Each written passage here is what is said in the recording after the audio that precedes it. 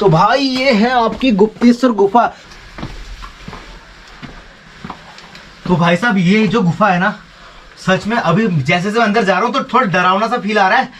तो यार इस गुफा में से ना कि आपको थोड़ा सा आप उठे और आपका सर ऊपर टकरा जाएगा। और गुफा भाई बहुत ज्यादा डेंजर है, आप देख लो इस तरीके। और यहाँ पे ना हर जगह पे मतलब पानी गिर रहा है, जैसा कि पाताल भुवनेश्वर वाली गुफा में आपने देखा होगा ना, छोटे छोटे शिवलिंग आपको दिखाई देंगे। अगर आपको नोटिस करोगे ना, एक भोलेनाथ की एक मूर्ति है और यहाँ पे ना आपको पानी का एक मतलब अनंत स्रोत टाइप का मिलेगा। अभी पहले भोलेनाथ यहाँ पे निवास किया करते थे। ये जो आपको दिखाई दे रही है ना, इसको आप सिर्फ आप जल स्रोत बोल सकते हैं, लेकिन इसका जो एक्चुअल मीनिंग है ना वो है आपका गंगा की जटाएं। जो भोलेनाथ की जो सर में जटाएं होती है ना, इस तरह से गंगा उसमें हमेशा इस तरह बहती रहती है। धरती से ना बिल्कुल नीचे है, अंदर गुप्त है इसलिए गुप्त, और अंदर भोलेनाथ का शिवलिंग है इसलिए महादेव। तो गुप्तेश्वर महादेव नाम इसका इसलिए। गुप्तेश्वर महादेव से स्वागत है आप सभी लोगों का नेपाल की इस गुप्तेश्वर महादेव गुफा से भाई लोग। तो स्वागत है आप सभी लोगों का एक बार फिर से आपका नेपाल से। तो भाई हम हैं आज नेपाल के पोखरा शहर में, और आज हम आपको लेके जाने वाले हैं एक नई लोकेशन पे। और ये नेपाल की सड़कों पे भाई तुम्हारा भाई निकल। आज मैं आपको जहाँ लेकर जाने वाला हूँ ना, उस जगह का नाम है डेविड फॉल। डेविड फॉल मतलब डेविड वाटरफॉल है। अब उसका नेपाल में या नेपाल में होने के बाद उसका नाम डेविड कैसे है, इसके पीछे एक बहुत बड़ी लंबी कहानी है। तो हम पोखरा के शहर में घूम रहे हैं अभी, और शायद इस वाली लोकेशन में अभी तक तो आया नहीं था। तो कुछ इस तरीके से दिखता है भैया दिन में आपका पोखरा शहर। तो भाई हम आपका नेपाल की ना इस बस में बैठ चुके हैं, और इस बस में ना मुझे कोई और नहीं सिर्फ बच्चे दिखाई दे रहे हैं। और ये स्कूल बस है क्या? स्कूल बस नहीं है? तो सारे बच्चे क्यों बैठे हैं इसमें? तो 10-15 मिनट में आएंगे, उधर से आती है तो सारे बच्चे बैठाते हैं। कैसे हो? भैया ये है नेपाल के स्कूल के छोटे छोटे बच्चे। चल भाई ठीक है, ये आर्मी में जाना था वैसे। Bye bye bye. बस वाले ने ना हमको यहाँ पे उतार दिया, और यहाँ पे ना एक बोर्ड लगा हुआ है आपका गुप्तेश्वर गुफा करके ना। तो लेकिन हम जा रहे हैं आपका डेविड जो वाटरफॉल है, इसके लिए आपको आगे से ना एक कट मिलेगा अंदर की तरफ, सामने दिखाई देगा मेरी उंगली के सामने। तो यहाँ पे लिखा है पाताले छागो, मतलब कि वेलकम टू डेविड फॉल। तो डेविड फॉल में जाने के लिए शायद पहले टिकट काउंटर से टिकट लेना पड़ेगा। और टिकट कितना है भाई इधर डेविड फॉल का? 100 रुपया।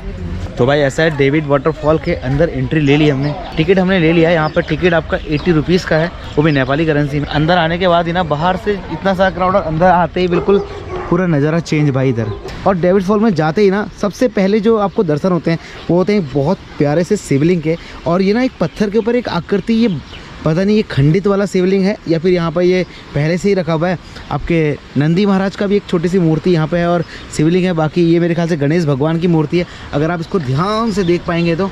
डेविड फॉल में एंट्री करने के जस्ट बाद आपको सबसे पहले दर्शन होंगे महादेव के, और फिर आपको जाना पड़ेगा इस तरीके से सीढ़ियों से नीचे की तरफ। तो हम दिखाते हैं सबसे पहले डेविड फॉल के नज़ारे, और ये कितना अंदर तक ऐसे ही रास्ता होगा ये अभी आगे जाकर ही पता चलेगा, क्योंकि इधर तो पानी के गिरने की आपको आवाज़ सुनाई दे रही होगी। तो क्या बात भाई, रास्ता तो बंद हो गया डेविड फॉल का यार पूरा। हेलो भैया, तो भाई ये तो रास्ता बंद, स्टॉप। तो फॉल कहाँ पे है भाई?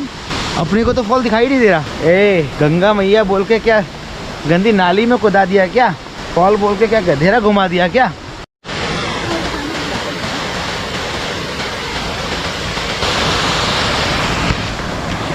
तो भाई यहाँ पे तो झरने को ऐसा देखना पड़ रहा है, जेल में जैसे इंसान लोगों से मिलने जाते हैं ना, तो ऐसी हाल है इधर का। और ये लोगों की सेफ्टी के लिए बनाया गया था कि लोग यहाँ ना जाएं यार, क्योंकि ना एक बार बहुत पहले यहाँ पे एक हादसा हुआ है। आप कहाँ से? मैं MP इंडिया। क्या बात है सारे इंडियन लोग घूमने आ रहे हैं। तो मैं आपको बता रहा था कि इसका नाम डेविड फॉल था कभी, और वो क्यों था उसके पीछे कहानी है। बहुत साल पहले ना यहाँ पे कुछ फॉरेनर्स आए थे, एक स्विस फैमिली थी जो यहाँ पर आई थी, और वो अपने मतलब वेकेशंस मनाने यहाँ पर आए थे। तो उनकी बेटी ने ना, उनकी बेटी यहाँ गिर गई थी, और जिसकी वजह से उसकी डेथ हो गई थी। और उसकी जो बॉडी है ना 3 दिन रेस्क्यू करने के बाद यहाँ पे मिली, वो शायद फेवा लेक में मिली या कहीं नदी में मिली होगी नीचे। तो उनके पापा की ये इच्छा थी, मतलब उनके डैडी की इच्छा थी कि यार इस जगह का नाम उनकी बेटी के नाम पर कर दो, इसलिए इस फॉल का नाम डेविड फॉल था। लेकिन फिर कुछ टाइम बाद ना नेपाल के कुछ लोगों ने आपत्ति जताई कि यार हमारे लोकल की चीज़ों पे आपको बाहर फॉरेनर का नाम क्यों मिलना चाहिए, तो भैया इसको डेविड फॉल से चेंज करके डेविस फॉल कर दिया। और इसी फॉल का पानी ना आगे एक गुप्तेश्वर केव है, गुफा है गुप्तेश्वर गुफा, वहाँ से होता हुआ जाता है और आपका फेवा लेक में चला जाता है। हम जब इंडिया वाले ना कहीं भी जाते हैं ना, तो आपने वो गाना सुना होगा, छा जाते हैं इंडिया वाले वाला, तो वो गाना मुझे याद नहीं आ रहा, वो शाहरुख खान की मूवी का है कुछ। तो हमारे इंडिया से भी बहुत सारे लोग यहाँ पे इस डेविस फॉल पे आए हैं। इंदौर से पीछे वाले साइड, सॉरी ये आपका जयपुर से आए हैं और ये सब ना वीजा के साथ आए हैं। और तुम्हारी गाड़ी तो भाई हमने तो ऑटो से क्रॉस कर लिया भाई बॉर्डर। कितना मजा आया, कितना मजा आया, मजा आ रहा है। कर लिया पैराग्लाइडिंग? अभी हमने नहीं किया है। वैसे पैराग्लाइडिंग तो हिमाचल की सबसे बेस्ट जगह है। बीरब्लिंग करके आए हैं। बट ये भी एक अपना मजा है। हाँ तो भाई ऐसा है, हमारे हिंदुस्तान वाले ना गली गली में बस जाते हैं, कहीं भी जाओ, कहीं चले जाओ पूरी दुनिया में आपको हमारे इंडियन लोग मिल ही जाएंगे भाई। तो चलो यहाँ पे लोग और इंडियन खाना, इंडियन ब्लॉगर और इंडियन खाना हर जगह मिल जाएगा। ये पानी कहाँ जाता है? गुप्तेश्वर गुफा में, वहाँ से ये आपके फेवा लेक में जाता है। तो चलते हैं गुप्तेश्वर केव और देखते हैं कि वो केव भी क्या बस ऐसे ही है या फिर कुछ हल्का फुल्का नज़ारे हॉन्टेड वाले मिलेंगे वहाँ पे। ठीक है तो चलो भाई। आपका डेविस फॉल से बाहर निकलते टाइम ना आपको ऐसी बहुत सारी ऐसी शॉप मिल जाएंगी इस तरीके से। अगर आप नेपाली ड्रेस के दीवाने हो तो आपको यहाँ पे बहुत सारी नेपाली ड्रेस भी मिल जाएंगी। बट मेरे को भी एक टी शर्ट चाहिए आई लव नेपाल वाली, और मैं देख रहा हूँ शायद अगर मिल गई ना तो अपने को भी चाहिए। तो भाई हम आपका फॉल से निकल के नेपाल के मार्केट में आ गए हैं, पोखरा के मार्केट में, और अभी धीरे धीरे शाम होने लग गया। शाम के टाइम पे यहाँ पे क्राउड अचानक से बढ़ जाता है। तो इधर सामने से ना एक गेट है, अगर मेरी उंगली के सामने आपको दिखाई दे रहा होगा उधर गुप्तेश्वर केव है, गुप्तेश्वर गुफा है, उसे गुप्तेश्वर महादेव गुफा प्रवेश द्वार भी बोलते हैं। तो वैसे यार आप पूरे वर्ल्ड में कहीं भी घूमे ना तो भोलेनाथ महादेव के ना तो भैया हर जगह ही धाम है। ये मेरे बिल्कुल ठीक सामने गुप्तेश्वर महादेव केव का रास्ता। तो यहाँ से वैसे तो यार हमेशा जो भी केव के रास्ते होते हैं ना आपको वो एकदम से जंगली और हॉन्टेड लगते हैं, लेकिन यहाँ पे जो ये केव का रास्ता है ना आपको पूरा बाजार के बीच से होके जाएगा। यहाँ पे मतलब आपको ऐसा लगेगा नहीं कि आप किसी केव के रास्ते में जा रहे हो। और फिलहाल तो अभी लग नहीं रहा है कि यहाँ पे आसपास कहीं केव होगा। तो यहाँ पे ना पूरा बाजार टाइप का है चारों ओर, मतलब ऐसा नहीं कि आपका एक पर्टिकुलर रास्ता है केव के लिए, आप कहीं से भी घूम कर जा सकते हो। आप गुप्तेश्वर केव अगर आपको जाना है तो ऐसा इस तरीके का बाजार है इधर। बाहर निकलने के जस्ट बाद नज़ारे कुछ ऐसे हो जाते हैं आपके गुप्तेश्वर महादेव के। तो एकदम से मुझे किसी मूवी का जो होता है ना कि स्ट्रक्चर बना के रखते हैं पहले से जहाँ पे शूटिंग होती है, बिल्कुल उस तरीके का लग रहा है बाबा। बहुत खूबसूरत, बहुत ज़्यादा।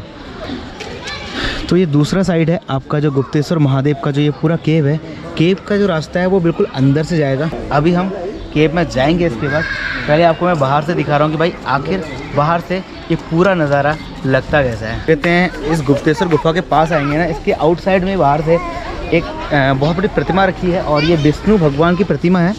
इस तरीके से क्षीर सागर में जैसे भगवान विष्णु विश्राम करते हैं ना, बिल्कुल उसी तरीके से यहाँ पे बनाई गई है। श्री कृष्ण गोविंद हरे मुरारे, हे नाथ नारायण वासुदेवा।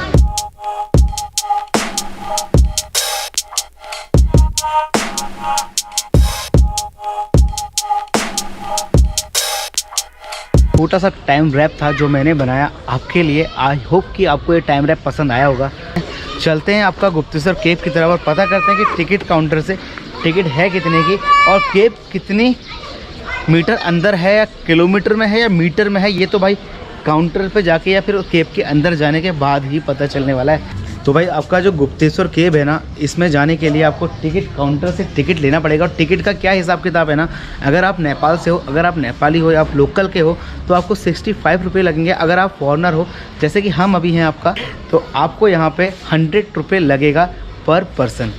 तो कहीं कहीं पर आपको देश का नागरिक नहीं होने के कुछ छोटे छोटे नुकसान भी हो सकते हैं। ये लीजिए सर, ये हमारा एंट्री पास है आपका। अच्छा, थैंक यू सो मच। तो भैया हमारे लिए ये गेट खुल गए बिल्कुल लाइक अ मेट्रो। तो भाई साहब हम अपना टिकट विकेट लेने के बाद पहुंच गए आपका गुफा के बिल्कुल मेन द्वार पर। यहाँ से हमारा एंट्रेंस होगा आपका गुप्तेश्वर केव नेपाल के अंदर, ठीक है। लेकिन यहाँ का जो एंट्रेंस है ना वो बहुत खूबसूरत है यार। इस टाइप से ऐसा राउंडिंग में बना हुआ है, बहुत सारे ना देवी देवताओं के मतलब यहाँ पे मूर्तियाँ लगी हुई हैं। जैसे कि आपको सबसे पहले आप एंट्री करोगे तो आपको दिखाई देगा यहाँ पर आपको सूर्य भगवान का ही रथ है, ऐसी कुछ लग रहा है कि पीछे चक्र है तो सूर्य भगवान का ही रथ होगा। अगर आप जब आप एंटर करोगे तो एक एक करके आप यहाँ पर लिखा होता ना तो मुझे शायद आपको बताने में थोड़ा आसानी होती। तो इस तरीके से बहुत सारी मूर्तियाँ इधर स्थापित करी हैं, मतलब लगाई हैं दीवार पर। अभी सच में जब मैं जा रहा हूँ ना, मुझे एक फिल्मी सेट वाला अनुभव हो रहा है। तो भोलेनाथ की गुफा में जा रहे हैं और भोलेनाथ से दर्शन ना हो तो ऐसा कैसे हो सकता है। तो इधर भोलेनाथ की एक बहुत प्यारी सी मूर्ति भी है और सामने आपको मैं एक खास सी चीज़ दिखाता हूँ। आपको अगर दिखाई दे रहा होगा तो एक बहुत बढ़िया सी पेंटिंग करी हुई मूर्तियों के साथ। वो क्या है पेंटिंग में आपको दिखाता हूँ। बीच में आपको महादेव दिखाई दे रहे होंगे जो हाथ में कुछ पकड़ा है, शायद जल या लोटा समथिंग ऐसी कुछ है। और एक लंबा सा एक शेषनाग टाइप का बना हुआ है। अगर आपको मैं इसकी पूरी कहानी बताऊँ ना तो आपका जब देवताओं और असुरों के बीच में समुद्र मंथन हुआ था ना, तो एक साइड देवता और एक साइड असुर थे और बीच में आपका कहते हैं जो था ना अमृत था, उसको मंथन करने के लिए इस तरीके से ना आपका शेषनाग की सहायता से ही आप उसका पूरा मंथन हुआ था। तो ये उसकी एक छोटी सी मतलब स्मृति या तस्वीर यहाँ पर भी दर्शाई गई है कि इधर आपका शेषनाग है और इस तरीके से लोगों ने उनको पकड़ा। ये सारे जो दिख रहे हैं ना, ये असुर अलग ही दिखाई देते हैं, हमारे जैसे ही लगते हैं हल्के हल्के से, क्योंकि हम भी अब इस कलयुग में असुर से कम नहीं है। ये बाहर वाला जो इंफ्रास्ट्रक्चर है ना, ये तो मतलब बनाया गया, डेवलप किया गया, लेकिन इसके बाद आपको अंदर मेरे ख्याल से अपने हाथ से बनाया हुआ कुछ भी नहीं मिलेगा, सब कुछ नेचुरल होगा। तो चलो चलते हैं केव के अंदर और देखते हैं कि भाई केव अंदर से है कैसी। तो मंदिर परिसर में फोटो खींचना सख्त मनाही 6। तो ये कहाँ से कहाँ तक मना है और कहाँ से शुरू है ये पता नहीं। अभी हमें ऊपर गार्ड मिले थे तो उन्होंने बताया कि नीचे लास्ट में एक मंदिर है, वहाँ पर जाके बस आप फोटो ना खींचना तो बढ़िया रहेगा। तो स्टार्टिंग में ही ना कामधेनु गाय गोट प्रवेश द्वार, तो ये शायद जो केव है ये लॉक कर रखी है। और ये कामधेनु जो गाय थी ना, ये उनका आप गोट बोल सकते हैं, जैसे हम बोलते हैं जहाँ पर अपनी गाय और भैंस बांधते हैं उसी पे आप गोट बोलते हैं। तो इस तरीके से आपका ये कामधेनु गाय का गोट द्वार है। तो अभी चलते हैं गुफा में अंदर की तरफ और गुफा के नज़ारे भाई साहब आपको ना, मुझे ना अभी इस गुफा में बट इस गुफा में ना बहुत बढ़िया तरीके से मतलब इसको डेवलप कर दिया है, मतलब रास्ता इस तरीके सीढ़ी वाला बना दिया। वरना ना मैं जब अभी पाताल भुवनेश्वर गया था वहाँ का ब्लॉग आ तो नहीं पाया, बट मैं गया था और ये भाई क्या लग रहा है यार, बहुत मतलब ऐसी प्राचीन गुफाओं या ऐसी जगह पे जाने के बाद ना एक अलग ही एनर्जी आपको मिलती है। मतलब मुझे लगता है कि ये सब चीज़ें बुलाती हैं हमें यहाँ आने के लिए, वरना हर किसी के किस्मत में नहीं होता है यार यहाँ पे आना। और वैसे मैंने अपनी लाइफ में 3 केव में मैंने इंटर किया है, एक आपका केव गार्डन, दूसरा पाताल भुवनेश्वर केव और मेरी लाइफ की ये तीसरी केव है। और ये सब कुछ कहीं ना कहीं अगर पॉसिबल हो पाया है ना तो भाई आप लोगों की वजह से हो पाया कि आप लोग इतना प्यार करते हैं वीडियोस को, तो मुझे वो प्रेरित करता है ऐसी बहुत सारी जगह और जाने के लिए। तो भाई अभी ना अब मैं इस केव के अंदर बिल्कुल अकेला हूँ ना आगे कोई है ना भाई पीछे कोई है। और मेरे साथ आए थे बिक्की भाई ना, उनका तो भाई अता और पता भी नहीं है कि वो कहाँ है।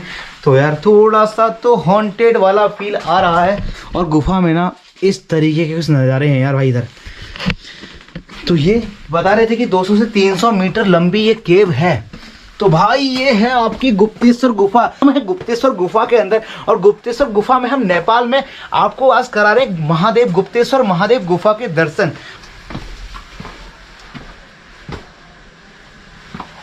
तो भाई साहब ये जो गुफा है ना, सच में अभी जैसे जैसे अंदर जा रहा हूँ तो थोड़ा डरावना सा फील आ रहा है। और ये नेपाल में एक गुफा भी है, मुझे इस बारे में पता नहीं था, बट अभी मैं नेपाल में आया हूँ ना तो लोगों ने बताया कि भाई यहाँ पे एक गुफा भी है गुप्तेश्वर महादेव के नाम से। तो हम निकल गए भाई, हम हैं भोलेनाथ के बहुत बड़े भक्त। तो हमने कहा जहाँ अगर भोलेनाथ की गुफा है तो हमने तो वहाँ जाना ही है। तो चलो, और हल्का सा ना पानी की आवाज़ आपको सुनाई दे रही है, इनमें हल्का सीलन सी है क्योंकि ये पूरी ही चट्टान में ना ऊपर से पानी रिसने का मतलब हल्का सा बूंदे टाइप की गिर रही है, तो जिसकी वजह से आपको हल्का सा चिपचिपापन सा महसूस हो सकता है। तो अभी चलो अंदर, गुफा के अंदर बहुत कुछ है देखने के लिए। तो यहाँ ना पूरा एकदम से ऐसा डीप टाइप का बना हुआ है। तो यार इस गुफा में से ना बस ये समझ लो कि आपको थोड़ा सा आप उठे और आपका सर ऊपर टकरा जाएगा पत्थर की दीवारों पर। और गुफा भाई बहुत ज़्यादा डेंजर है, आप देख लो इस तरीके से हल्का सा छोटा छोटा रास्ता बना है तो आप चल पा रहे हो बड़े आराम से। वरना अगर रास्ता टाइप का नहीं बना होता और लाइटिंग यहाँ पर नहीं करी होती ना प्रशासन नेपाल सरकार द्वारा, अगर ये लाइटें नहीं लगी होती तो शायद चलने में ना बहुत ज़्यादा तकलीफ होती हमको। तो ये हम इस गुफा के अंदर आ गए हैं एक और नए एरिया में।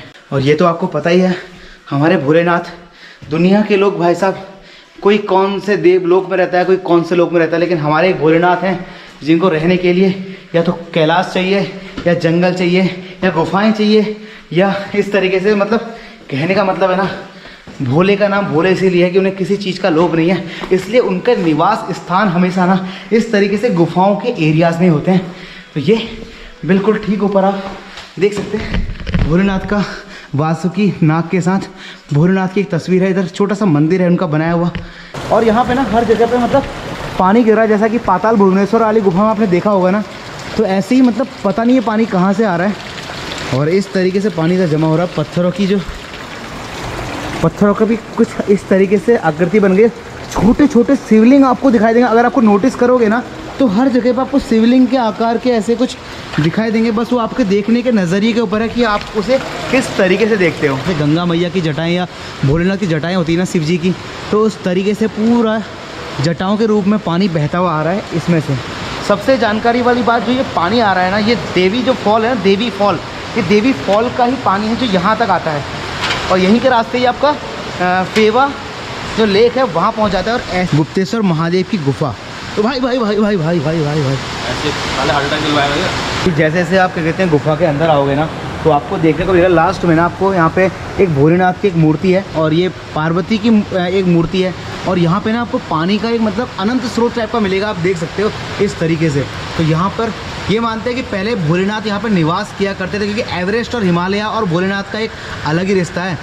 तो अभी आप सब लोग वहीं से भैया भोलेनाथ को हाथ जोड़ सकते हो और कमेंट सेक्शन में लिख सकते हो हर हर महादेव। या जी ये जो आपको दिखाई दे रही है ना, इसको आप सिर्फ कहते हैं पानी की बूंदें या पानी का एक आप जल स्रोत बोल सकते हो, लेकिन इसका जो एक्चुअल मीनिंग है ना वो है आपका गंगा की जटाएं। जो भोलेनाथ की जो सर में जटाएं होती है ना, इस तरह से गंगा उसमें हमेशा इस तरह से बहती रहती है। क्योंकि मैं इससे पहले भी बहुत सारी भोलेनाथ की गुफा में गया था, तो वहाँ पे भी मैंने इस तरीके से ही आपके पुजारी लोगों से सुना और जाना, तो बोलते हैं कि ये पानी का बहाव जस्ट ऐसे ही नहीं है, ये भोलेनाथ के सर पे माँ गंगा निवास करती है। इसलिए भोलेनाथ की सारी गुफाओं में ही ना इस तरीके से माँ गंगा का बहाव हमेशा कंटिन्यू चलता ही रहता है। और क्या कहते हैं, यहाँ पे ना भूकंप के टाइम पे यहाँ पर बहुत सारी चीज़ें डिस्ट्रॉय हो गई थी, लेकिन अब क्या है पिलर बना करना बहुत सारी चीज़ों को मजबूती दे दी है, ताकि अब दोबारा आने वाले समय में ना फिर यहाँ पे और कोई दिक्कत ना हो। आपको दिखाता हूँ, क्योंकि भूकंप आने के टाइम पे ना ये सब चीज़ें बहुत सारी चीज़ें यहाँ पर मतलब टूट गई थी, लेकिन अभी ये सारे सीमेंटेड पिलर दे दिए हैं,